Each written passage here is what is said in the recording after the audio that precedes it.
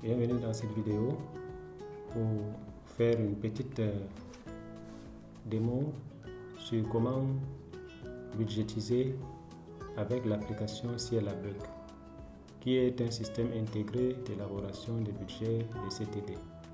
L'objet de cette vidéo est précisément pour faire la démo sur la budgétisation en recette.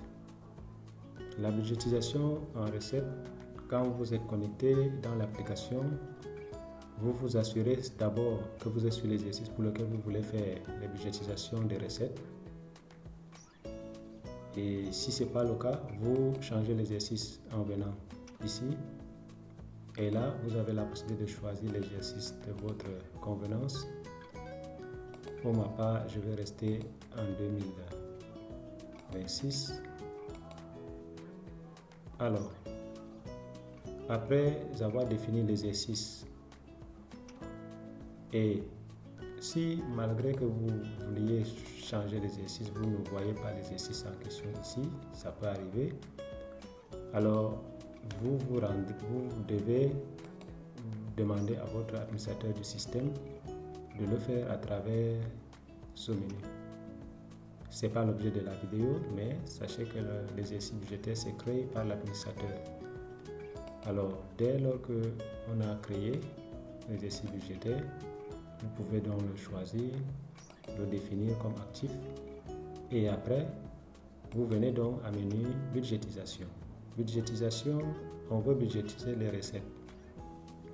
Alors, vous voyez là, gérer les lignes de recettes. Vous cliquez sur cela et vous tombez sur cette ligne. Ces données sont là parce que j'ai déjà saisi les lignes budgétaires recettes pour l'année 2026 précisément. Ça ne doit pas être toujours le cas. Si vous voulez voir, quand je rentre à l'accueil, je change un exercice quelconque, ce que je fais, je prends un exercice quelconque. Quand je reviens là et je suis là, forcément, il n'y a rien pour cet exercice. Donc c'est comme ça. Bon, si on devait même essayer de faire donc la simulation dans cet exercice 2028, vous voyez donc, je n'ai plus qu'à appuyer sur ajouter une ligne. L'année est préchargée. Je cherche la rubrique qu'il me faut. Peut-être c'est même le premier, je ne sais pas. Peut-être que c'est la première ligne qui est là. Produit de l'impôt libératoire. À supposer que c'est le cas, je fais ça. Ça c'est le budget précédent, c'est-à-dire le budget précédent à 2028. Quel était le montant? C'est ça que je mets pour la même ligne évidemment. Peut-être c'était de 8 millions. Peut-être que maintenant je pense que ça peut aller à 9 millions et je le fais et je valide. Vous laissez le champ BR plus AS. BR ça veut dire budget rectificatif et AS ça veut dire autorisation spéciale. Ça sera valable quand vous voudrez changer le budget en cours d'exercice. Donc pour l'instant, ce champ n'est pas utile. Vous enregistrez votre saisie. Alors, ça peut prendre un peu de temps, voilà, pour finalement tomber sur une erreur qui n'est pas due à l'utilisateur. C'est ma machine qui rame un peu. Alors, vous avez donc, si vous rencontrez l'erreur, d'ailleurs, il fallait juste faire comme j'ai fait, actualiser et puis la page est chargée. Les données sont saisies, ça n'efface pas les données. La ligne est ajoutée, je peux en ajouter une autre. Je dis par exemple, admettons que je veux dire quoi, j'ai saisi, vous pouvez faire les recherches par mots-clés, je vais dire par exemple bâtir. Alors, à supposer que c'est ça, produit des amendes pour défaut de permis de bâtir. Peut-être que c'était prévu combien? 5 millions. Maintenant, je pense que peut-être les infractions vont se multiplier. Alors, je mets peut-être 6 millions. C'est juste un exemple. Ce n'est pas dit que ça sera toujours comme cela. Voilà, ça prend toujours son temps. Ce n'est pas l'application le problème, je répète. Vous avez la deuxième ligne qui est ajoutée.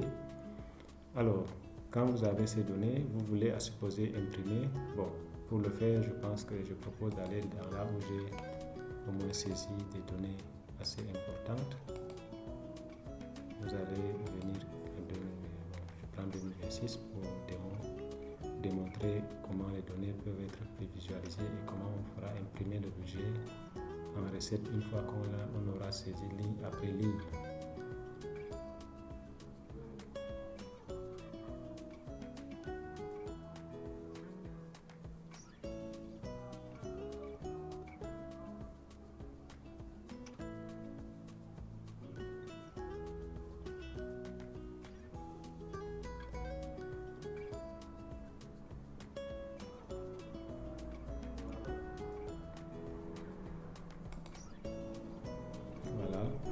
J'ai activé l'exercice pour venir au niveau des données que j'ai saisies. Donc, sachez donc que vous ajoutez les lignes après lignes comme ce que je venais de dire. Ça ne dure pas autant. Sachez que c'est aussi facile.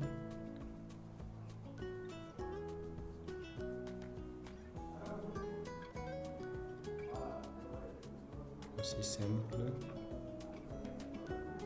Donc quand vous avez ça, vous